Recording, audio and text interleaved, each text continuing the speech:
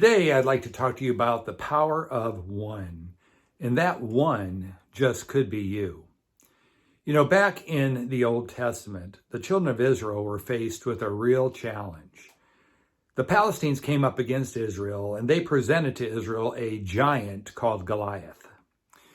And basically, the deal was, hey, if you can defeat this guy, you win. And to make a long story short, Israel was petrified. Not one person, including Saul, no one had the guts to go up against this giant. He's probably about 9 foot tall and was armored up, and he was very intimidating, but yet not one person in Israel dared go up against this giant. They were afraid. They saw themselves as inferior. They saw themselves as incapable, though they were the armies of the living God. Yet they didn't see themselves as God saw them.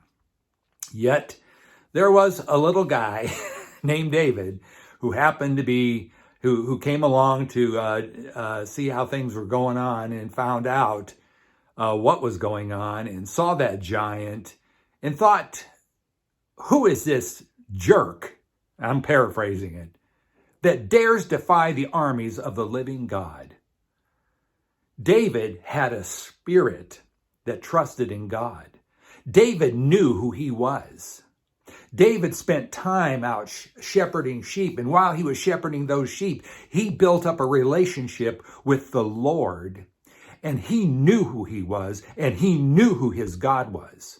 So that giant, Goliath, did not intimidate him. Now, Israel tried to armor him up with Saul's uniform or armor and everything else. And David just, this doesn't fit me, man. Just give me here's my sling and some smooth stones. I'll just go out there and take care of him that way. So David had guts. David knew who he was. David knew who God was. And he went out there with a sling, and with the first round stone, he slung that thing and bam!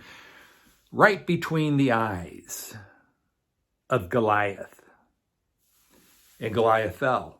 And then David proceeded to go up to Goliath and drew the sword out of the sheath of the giant and cut off his head. And that day, Israel won. Israel didn't win because of their army.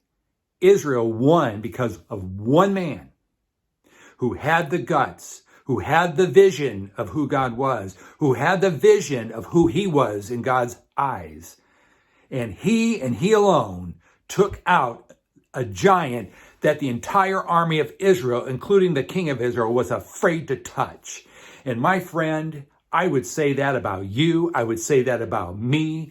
I'll tell you what is very dangerous to any giant that appears and comes up in your life. What's very fearful of any giant that tries to take down the people of God is one man or one woman or however many that know who they are in God's eyes, that know who God is and trusts in that relationship.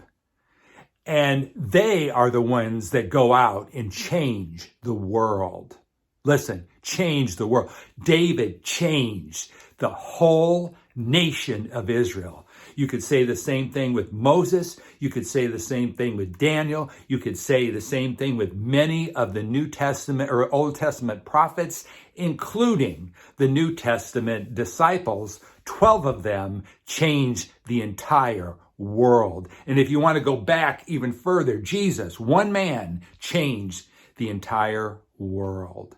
Paul changed the entire world, and the effect of his relationship with the Lord and his understanding of God and who he was is affecting us even today. So my friends, you could be the one that can make a difference in many people's lives today.